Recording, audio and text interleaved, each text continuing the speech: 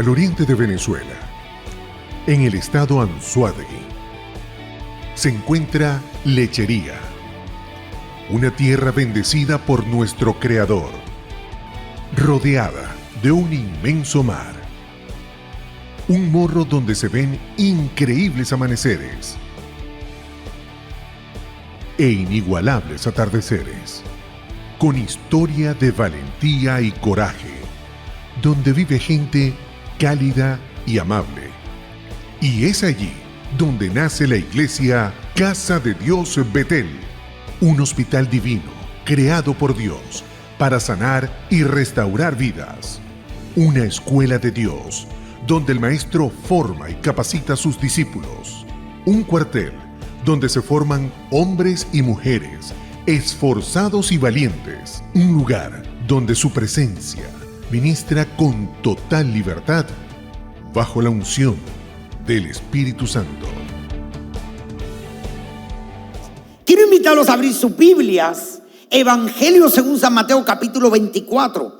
Y de este poderoso capítulo hoy vamos a leer el verso 3 y extendernos hasta el versículo 8. Y al terminar el versículo 8 del mismo capítulo 24, vamos a dar un salto al verso 11 y 14 para hablar de las señales de su venida.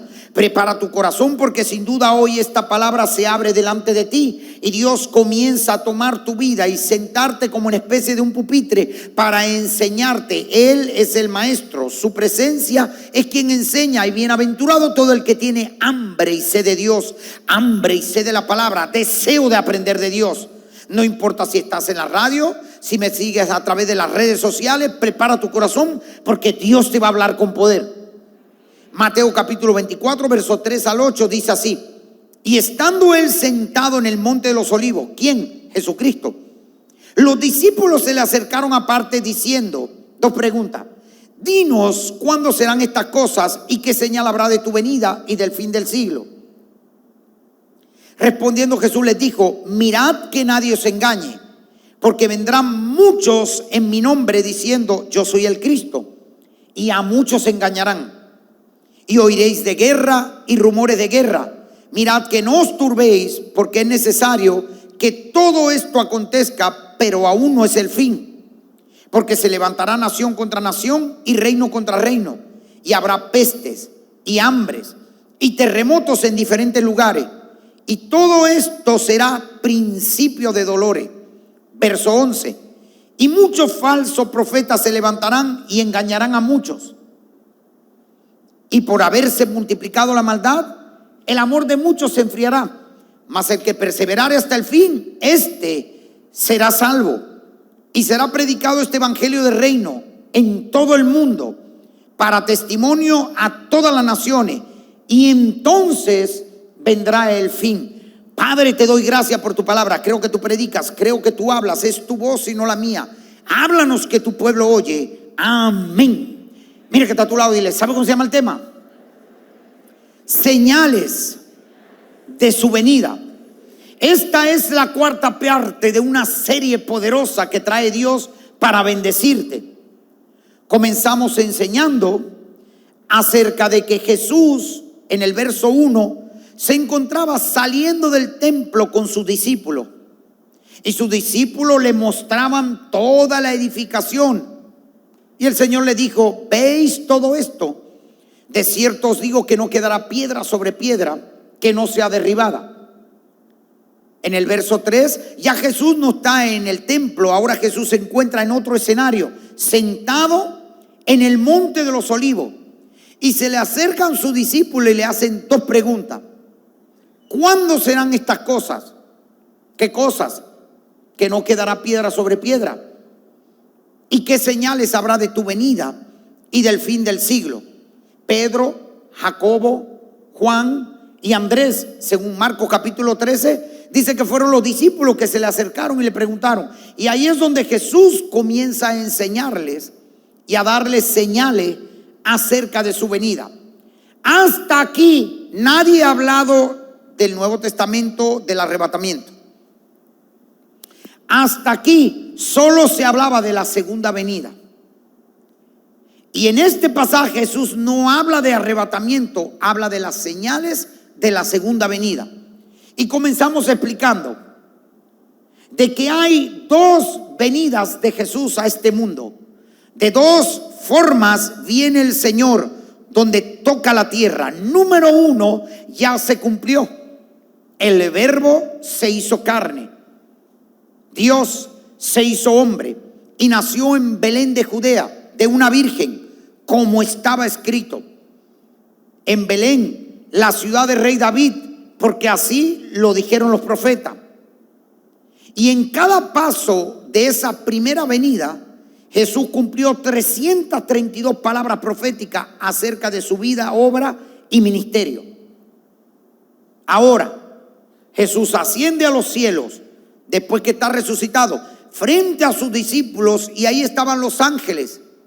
Y los ángeles dijeron: ese Jesús que ustedes ven ascendiendo, subiendo, es el mismo que vendrá con gloria a esta tierra.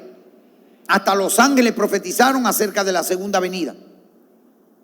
Pero antes de la segunda venida pueden suceder dos eventos, y van a suceder y están sucediendo.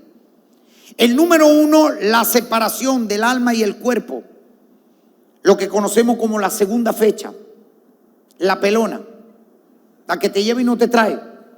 Adiós luz que te apagaste. Póngale el nombre que usted quiera, pero te fuiste. Hay una posibilidad que no conocemos de que nosotros se nos termine nuestro tiempo de vivir en el cuerpo en este mundo. Nadie sabe cuándo viene esa segunda fecha. No porque sea joven o seas un niño. Por ser un niño y ser joven y está lleno de vida, quiere decir que usted se va a quedar. Yo he visto niños, he visto jóvenes, he visto ancianos, he visto a gente yéndose. Tampoco usted se va porque tiene una enfermedad y un diagnóstico médico, porque yo he visto a Dios sanando, haciendo milagros, y aún se mueren primero los médicos y el que estaba enfermo está vivo. Porque la última palabra de esa segunda fecha la tiene Dios. Así que mira el que está a tu lado y dice: tranquilo, que todavía no te va. Pero puede suceder. Hay solo un requisito para morirse: está vivo. Si usted tiene duda, pellizquese y duro. Ay, sí, es verdad. Hay muchas maneras de partir de este mundo. Pablo era un hombre que cuando habló del arrebatamiento, él se incluyó y él creía que no iba a haber muerte. Nosotros, los que vivimos, seremos arrebatados juntamente con ellos. Pablo creyó que no iba a haber muerte, pero ya anciano dijo: peleé la buena batalla, acabé la carrera, guardé la fe. Llegó la segunda fecha y Pablo partió como un mártir de Jesucristo.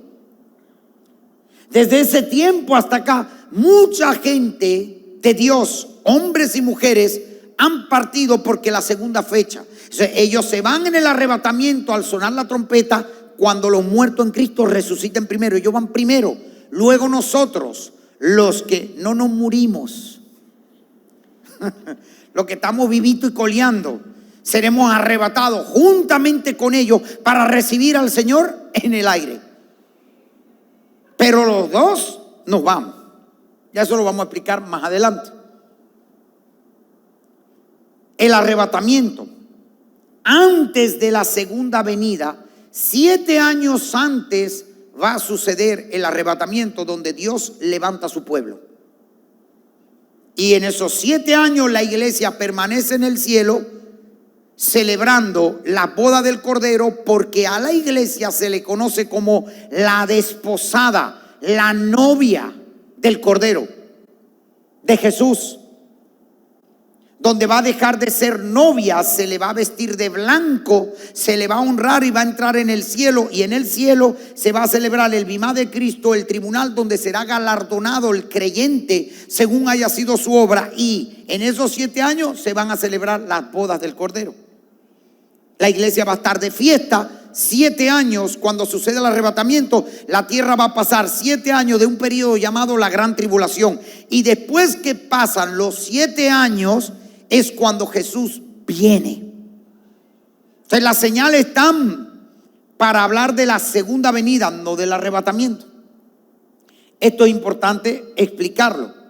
Continuamos diciendo que hay 4 escuelas en este mundo que enseñan acerca del arrebatamiento, que 3 son descartadas por la Biblia, solamente una es aceptada. Porque cuando se usan los métodos de interpretación bíblica y la hermenéutica sagrada o la hermenéutica bíblica como una poderosa herramienta, utilizando la ley de los pasajes paralelos, se empieza a descartar todas las cosas que sacan de su loquera.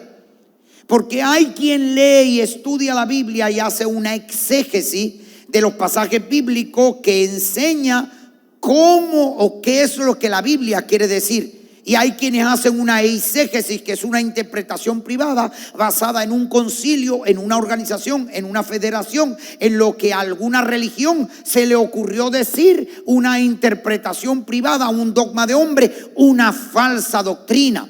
La Biblia es un libro que se estudia, se lee para estudiar.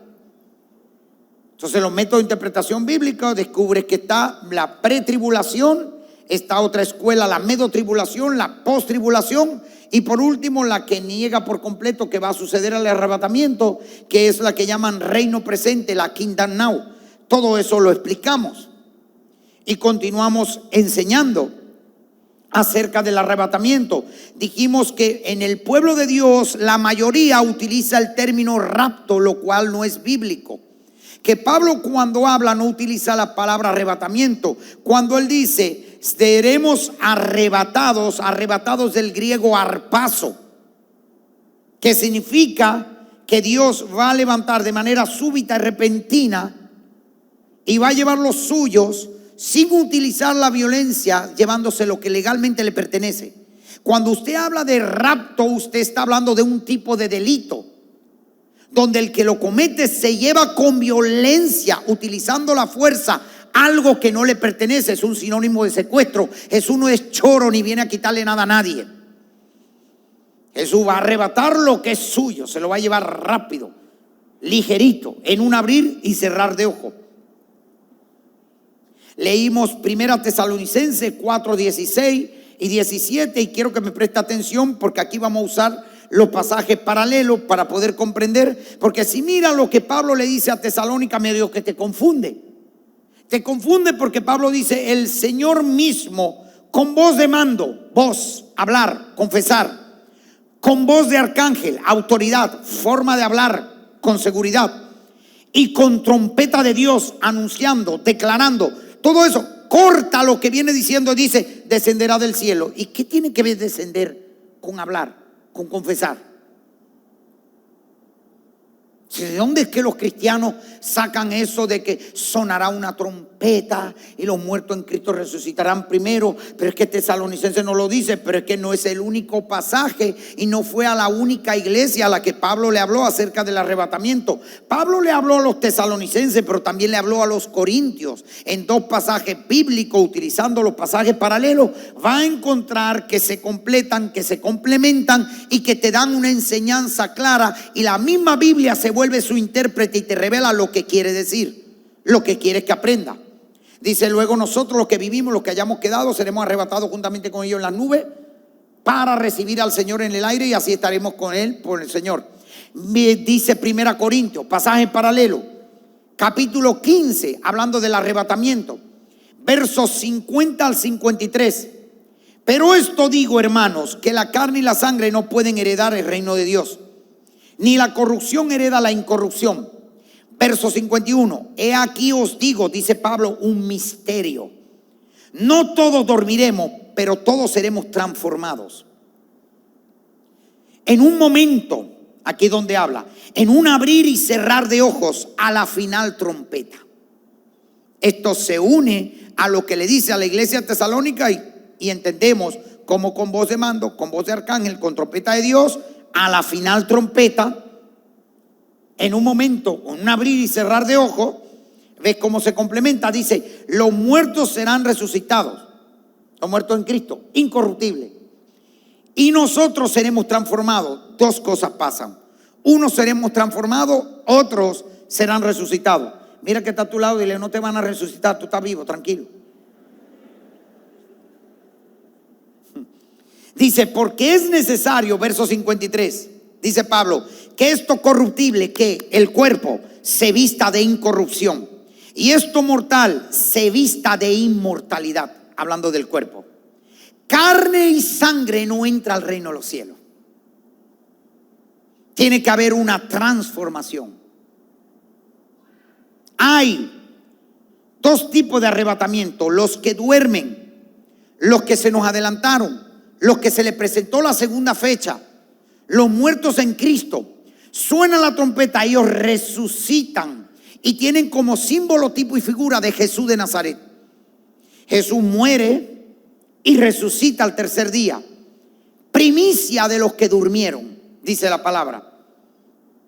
Jesús aparece primeramente resucitado a una mujer, María Magdalena. De todos que estaban muertos el miedo, la única que preparó una ofrenda para ungir el cuerpo del maestro, la única que salió del sitio del temor y dijo: yo voy al cementerio, yo me encuentro con el cuerpo de Jesús, yo lo voy a ungir. Y vio el lienzo, el sudario, la piedra había sido quitada. Llorando comenzó a buscarlo y miró a un hombre que parecía que era el encargado ahí del cementerio. Se paró frente a él y le dijo: si tú te lo has llevado, dime dónde está. Yo vine a buscar el cuerpo de Jesús. Y estaba frente al Señor. Y el Señor le abrió sus ojos y le dijo: María. Y ella lo miró, le dijo: Maestro. Le dijo: no me toques, aún no he subido a mi Padre. Voy a mi Padre y a vuestro Padre. Voy a mi Dios y a vuestro Dios. Ve y dile a mis hermanos, ve y dile a Pedro y a mi discípulo que lo veré en Galilea, como se los había dicho. Después aparece y estaban 10 de ellos. No estaba Tomás. Le contaron a Tomás y Tomás dijo: no, si yo no veo, si yo no toco, si yo no meto el dedo, si yo, va, este que está aquí. Jamás se le apareció el Señor estando Tomás, los 11 allí. Y mirándolo le dijo: Tomás, ven y tócame. Nota que un espíritu no tiene carne y hueso como yo tengo. Jesús tiene cuerpo glorificado, semejante al que le darán a todo el que resucita, a los que durmieron. Así que ten en paz, que ellos están en bochinche, en gozo, en el paraíso, en descanso. Va a sonar la trompeta y ellos que creyeron en el arrebatamiento, ellos que están asegurados para vida eterna, son los primeros que se levantan vestidos de blanco, cuerpo glorificado, donde ya no hay varices, ya no hay estría, ya no hay que cortarle la punta al cabello por las horquetillas del diablo esa. Ya usted no va a manicure ni paticure, ya usted no envejece. Y las vestiduras blancas, sí, porque parece que se fueron las mujeres. Yo sé cómo trae las mujeres a la enseñanza. Y la vestidura blanca, no piense que a una le va a quedar chévere y se le va a ver un cuerpazo en el cielo, y la otra va a parecer que es gocha, chateca, y que no tiene nada. No, no, esa vestidura, la que no tiene le saca, le va a poner un cuerpazo. Usted se va a sentir muy bien. Tranquila. Ya no hay más tinte. No es que en el cielo, mira, todo esto se me puso blanco. Mira, Pedro, mira, ve, Pablo, cónchale un tinte aunque sea. No, no, allá no. No tienen trabajo, George. Allá no, se muere de hambre los peluqueros, los estilistas, no, nada de eso. Cuerpo glorificado. ¿Qué pasa con los muertos? Cristo resucitan primero. Segundo, vienen los que quedamos. Los que estamos vivos seremos arrebatados. Y en el arrebatamiento seremos transformados. ¿Sabía usted que ya Dios ha arrebatado a gente? Porque es que yo escucho gente, eso me parece una doctrina de loco. Imagínense, millones de personas desapareciendo, Dios llevando. ¿Por qué no serían las primeras? Dios, gente sin haber muerto, ya se las ha llevado. Que son el ejemplo, símbolo, tipo y figura de los que habremos quedado. Uno de ellos, Enoc. Que no me mira así como venezolano extrañado. Libro de Génesis, capítulo 5, versos 23 y 24, habla de este hombre de Dios, temeroso de Dios, apartado del mal. Y dice: y fueron todos los días de Enoc 365 años.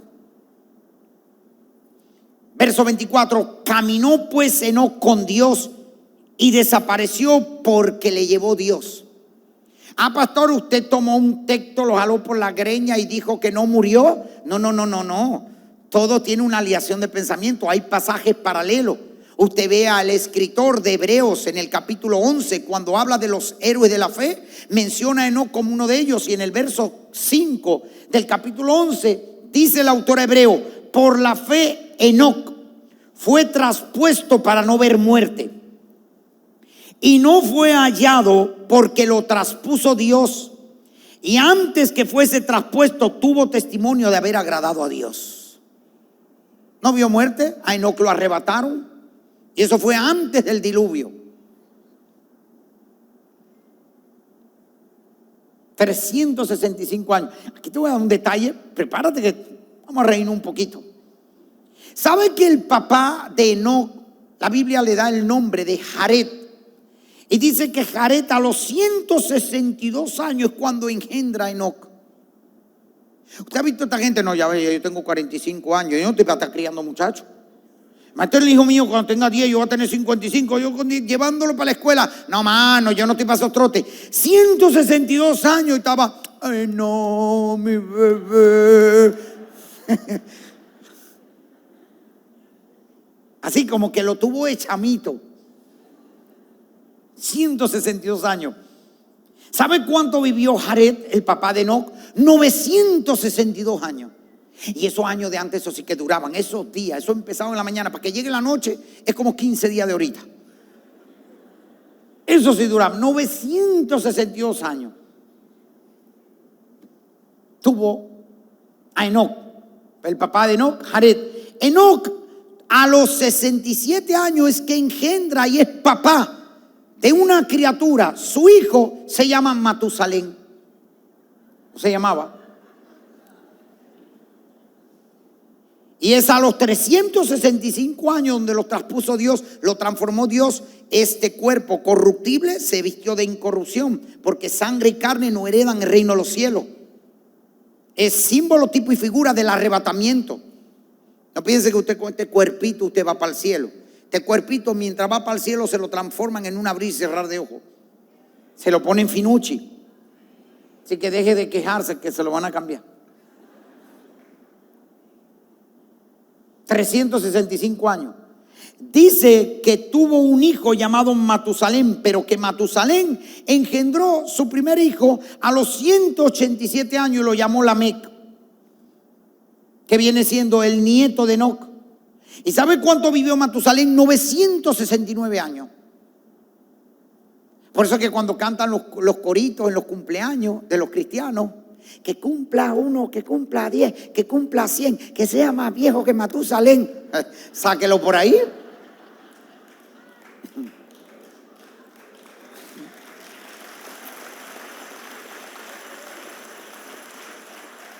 ¿Quién es el hijo de Enoc? Matusalén. ¿Quién es el nieto? Lamec. Lamec a los 182 años es que engendra a un hijo llamado Noé. Esto dice bárbaro, por los 182, para empezar a cuidar muchachos. No, ya van. Noé fue un fenómeno, ya te lo voy a explicar. Y dice que Lamec, el nieto de Enoc, vivió 777 años. Pobrecito, vale. Se murió chamo. Sí, porque el que menos vivió ahí. Y nace Noé, que viene siendo bisnieto de Enoc. Y el bisnieto de Noé, el que ve el diluvio, el que construye el arca, dice que a los 500 años es que engendró 3 hijos. A uno le puso Sem, al otro Cam y al otro Jafé. Y muere Noé de 950 años. Imagínense, a los 500 años usted es papá o mamá. Va a empezar a criar con 500 años. Es un chamo, está inexperto. Usted dice, Jared, el papá, 962 años. Matusalén, el hijo, 969. Lamec, el nieto, 777. Bisnieto Noé, 950. Oye, la tenían agarrada con Enoc, porque nada más le trajeron 365. Es que después de los 65 años, dice la Biblia, Y caminó Enoc con Dios 300 años más y y fue arrebatado, fue traspuesto de 365 años y no vio muerte. Ese símbolo, tipo y figura del arrebatamiento. 365 años le dieron un cuerpo glorificado y entró al cielo. ¿Y por qué eso así? Porque Dios quiso hacerlo así. Así que eso del arrebatamiento no es algo descabellado, no es algo que cuando suceda, primera vez que sucede, ya Dios se ha llevado a gente sin ver muerte. No es el único. La Biblia habla de otro personaje en el libro de los profetas, el profeta Elías. Cuando usted mira Elías tisbita de los moradores de Galaad, Segunda Reyes capítulo 2, verso 11, y dice: y aconteció que yendo ellos y hablando, ¿quién? El profeta Elías y Eliseo, su discípulo. He aquí un carro de fuego con caballo de fuego apartó a los dos, y Elías subió al cielo en un torbellino. Y Eliseo tomó el manto y continuó el ministerio. No vio muerte. Elías lo arrebataron. Entonces Enoc y Elías son símbolo, tipo y figura de los que no durmieron, de nosotros, de los que habremos quedado, que cuando suene la trompeta, después de aquellos que durmieron, que resucitan como Cristo la primicia, después los que durmieron, venimos nosotros más atrás, nuestro cuerpo corruptible se vuelve en incorrupción. Eso es el arrebatamiento. Mira que está a tu lado, dile: te están enseñando, sé humilde. ¿Cómo va a hacer eso? ¿Cómo hizo con Enoc y con Elías? Así va a ser con la iglesia. Enseñamos quiénes son los que no se van en el rapto. Y aquí comenzamos con las señales de su venida. Las señales es una información, un aviso que te dice algo, te transmite una información. Cuando tú hablas de señales, ellos alertan, una señal advierte, una señal te enseña algo.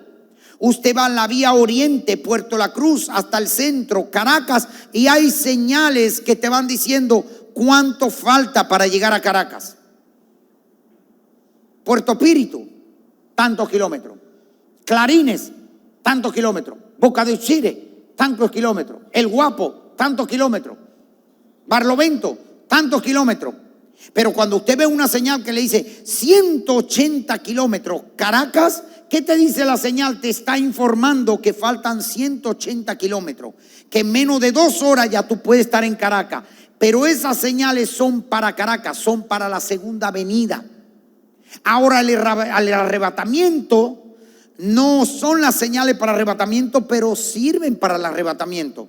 Porque si 7 años después del arrebatamiento viene la segunda venida, quiere decir que cuando dice 180 kilómetros Caracas, esa señal no menciona a lo que llaman Guarena, Guatire, pero Guarena y Guatire queda antes de Caracas. Y si las señales me sirven para decirme que me falta 180 kilómetros Caracas, me está diciendo: y antes vas a pasar por 2 ciudades que se llaman Guarena y Guatire.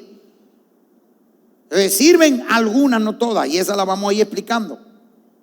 Y es donde el Señor, sentado en el monte de los olivos, comienza a darle una indicación, un anuncio, una notificación, señales acerca de su venida.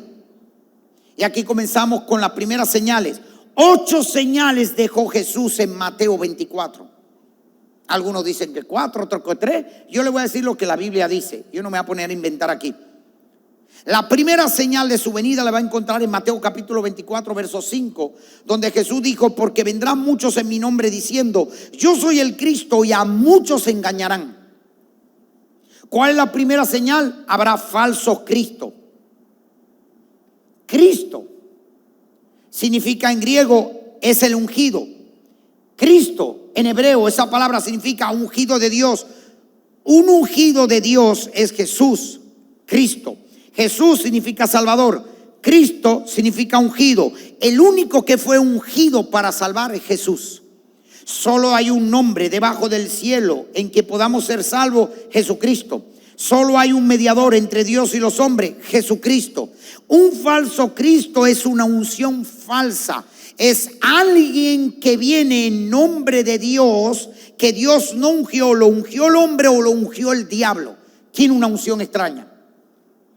¿Se ha cumplido esta señal? Seguro. Desde que Jesús ha hablado, ¿cuántos falsos cristos se han manifestado en el mundo diciendo que son Jesús? Y Jesús dice, a muchos engañarán. A muchos engañarán, seguro, un falso Cristo, Mahoma, Muhammad. Millones van detrás de él creyendo que es el Mesías, porque no aceptaron el Mesías que vino a dar la vida, el Mesías que vino a salvar de pecado. Ellos querían un Mesías libertador, un Mesías guerrero, un Mesías que tuviera una espada en la mano. Y cuando Jesús vino y se presentó, no lo recibieron. A los suyos vino y los suyos no le recibieron. Y están los maometanos, están los que siguen a Mahoma, que dicen que Mahoma es el Mesías. Mahoma, tengo una mala noticia para todos ellos, su cuerpo quedó en la tumba. El nuestro al tercer día resucitó y está sentado a la diestra del Padre. Ese es el Cristo, el Hijo del Dios viviente. Y a muchos engañarán millones. Van, si se dice que la religión que más seguidores tiene. Falso Cristo, Mahoma. Falso Cristo, Sai Baba. ¿Qué hace un Cristo? Milagros, señales, prodigio, enseña. ¿Qué hizo Sai Baba? Sai Baba tenía una unción demoníaca. Y lo digo con respeto. Era un falso Cristo y hacía señales. Y había sanidades y engañaba mucho. Y muchos idolatraban y adoraban a Sai Baba como un Cristo. Budas y mucho más. Esta señal está cumplida. Pasamos a la segunda señal. La encontramos en Mateo 24, versos 6 y 7. Dice, y oiréis de guerra y rumores de guerra.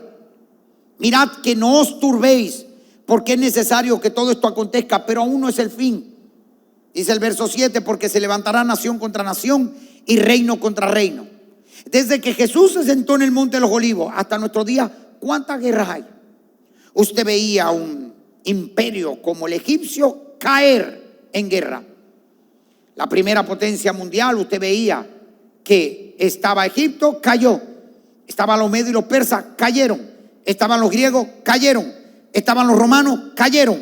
Primera guerra mundial, segunda guerra mundial. Cada ratico es un conflicto, una guerra entre los árabes por religión, por tierra, por cualquier discusión. Levantamiento de los árabes contra los judíos, de los judíos contra los árabes. Y ahora mismo tenemos la guerra en Ucrania. Ucrania contra Rusia, Rusia contra Ucrania.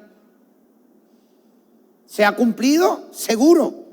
Guerra y rumores de guerra. Son letreros, son señales en el camino que te dice, mira que esto está cumpliendo todo lo que Jesús dijo. Ha habido falsos cristos, ha habido guerras y rumores de guerra, nación contra nación y reino contra reino. Pasamos a la tercera señal. Dice el maestro en Mateo 24, verso 7, y habrá pestes. Desde que Jesús, sentado en el monte de los Olivos, dijo eso, ¿cuántas enfermedades han venido al mundo? Una peste es una enfermedad infecciosa y contagiosa que causa mortandad entre los seres humanos y aún los animales. Una peste comienza en un lugar, si crece, se vuelve una epidemia al llenar la región o la nación. Si traspasa frontera, la llaman pandemia, COVID-19. Creada en laboratorio, creada por el diablo, póngale el título que usted quiera. Eso obedece a una agenda profética. Hay plagas, hay epidemias, hay pandemias, hay pestes y habrá pestes. ¿Se cumplió? Seguro. Esa es la tercera. ¿Cuál es la primera? Falso Cristo. ¿Cuál es la segunda? Guerra y rumores de guerra. Nación contra nación, reino contra reino. ¿Cuál es la tercera? Pestes. ¿Cuál es la cuarta? Mateo 24, verso 7 dice, y habrá hambre. No es hambre esa que le da a usted, que bárbaro, aunque sea un perrito, cualquiera, una hamburguesita, mano, una empanada. Mira, yo como cualquier broma, un pan duro, mano. Cualquier cosa. Tengo un hambre, santo Cristo de la gloria. No es hambre, gente que se muere de hambre. Desde que Jesús habló, ha habido escasez generalizada de alimentos básicos que padecen poblaciones de una forma intensa y prolongada. Ahora mismo hay niveles más altos de hambre. Naciones como Afganistán, Angola, República Centroafricana, Etiopía, Haití, Nigeria, Sudán del Sur, Yemen. Usted encuentra esas naciones que tienen hambre, la gente se muere de hambre. No es que tienen hambre, que tú sabes, comen pero no completo, comen pero un poquito. No, se mueren de hambre. ¿Y de qué murió? Falta de alimento. A nosotros como que nos pica por ahí, pero como más de un venezolano tiene barriga peluche, usted no puede pararse una barriga así. Estamos mal, aquí en Venezuela estamos pasando hambre. ¿Serán otros venezolanos, mi hermano, que usted agarra esa hambrecita?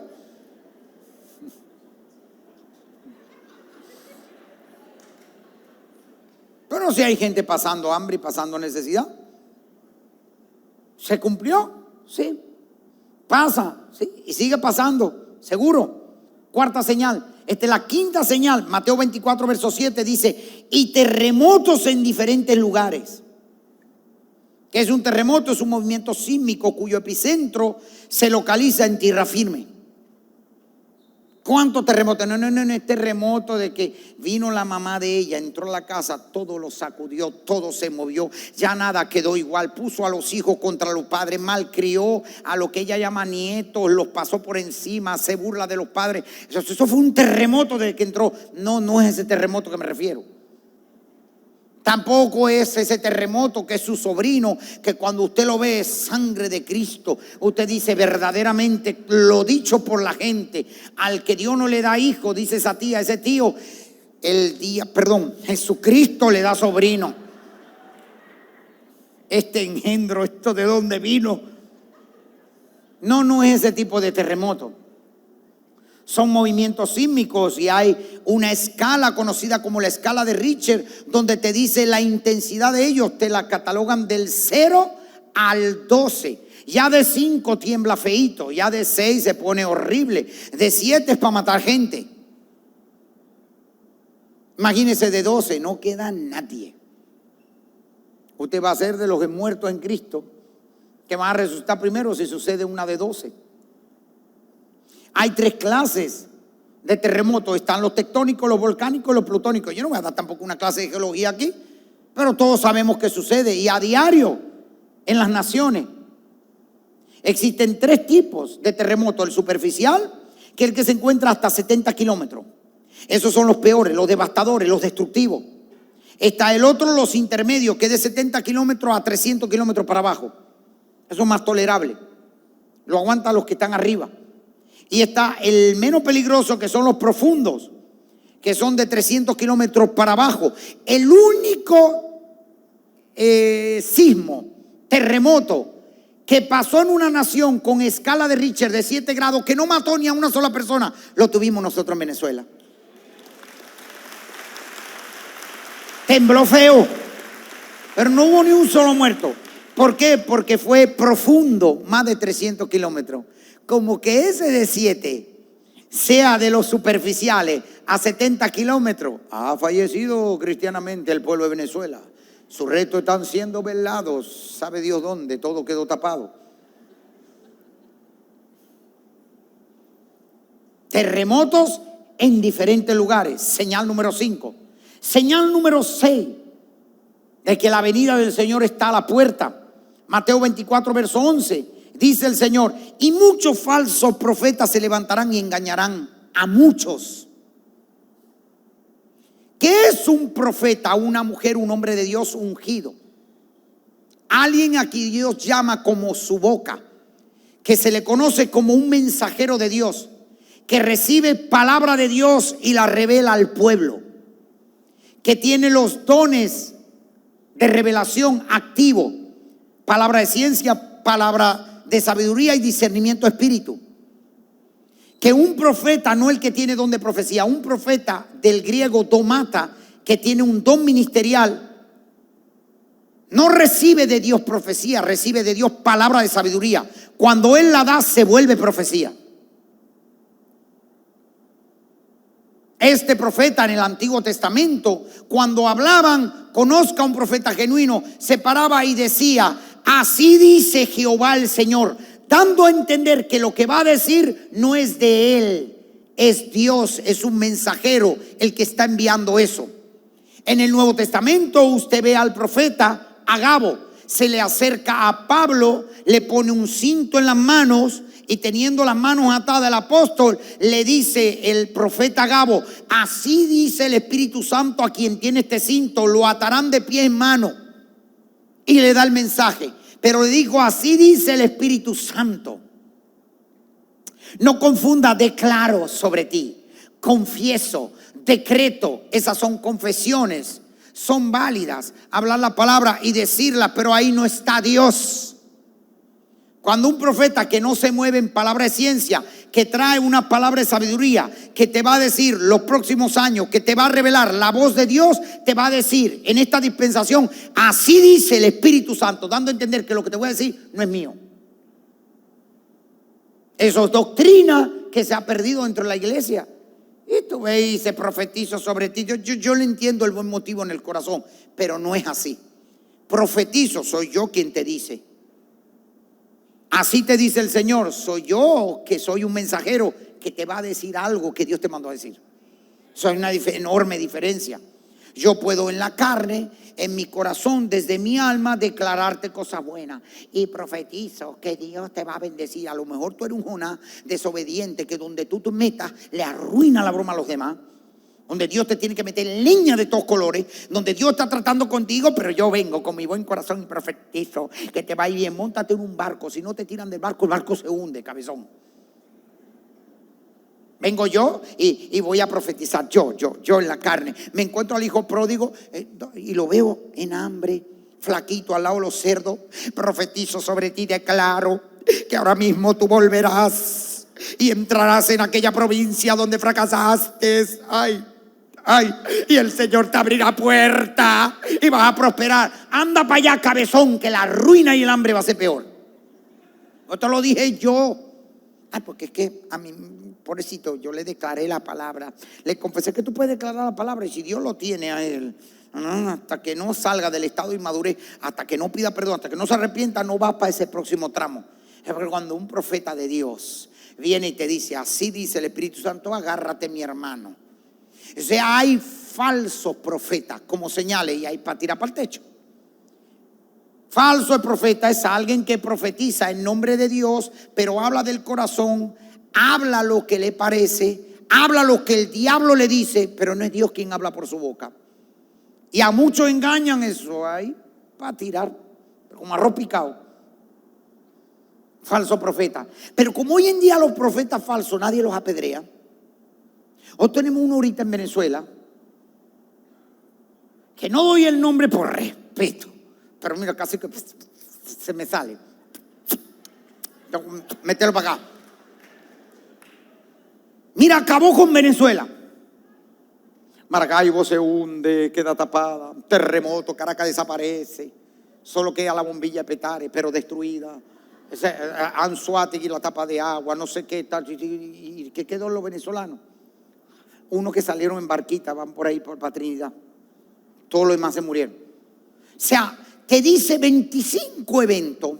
Viene tsunami, el terremoto, viene ciclón, huracán, torbellino. Más o menos lo mismo, no importa, pero viene.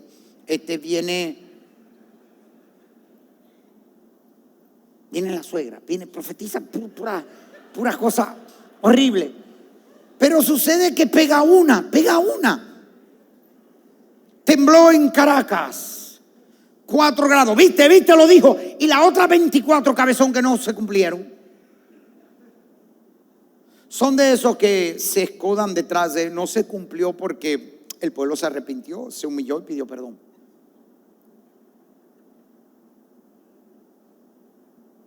Si estuviéramos en los tiempos bíblicos, te apedrean y yo soy el primero que está así.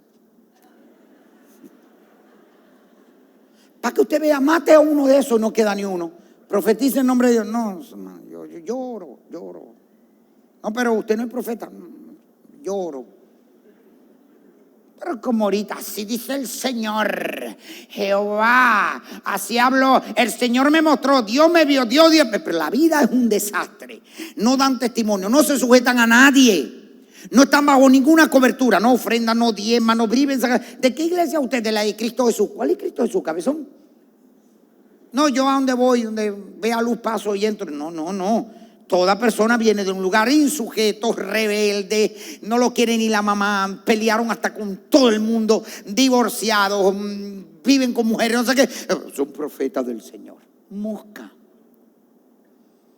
Falsos profetas. De eso va a ir. Pero bastante. ¿Esa señal está cumplida? Seguro. De aquí vamos a la número 7 y la voy a dejar hasta aquí. La número 8 va a ser la semana que viene. La semana que viene la voy a poner cardíaca. Gracias por su amén. De verdad ya yo quiero con todo mi corazón que sea la semana que viene. ¿Cómo no cierro mi ojo? Ay, aquí estoy otra vez. Bueno, vamos a la señal número 8. Algún día va a estar aquí, que yo me voy a poner con esa cara así. Va a agarrar el celular eso.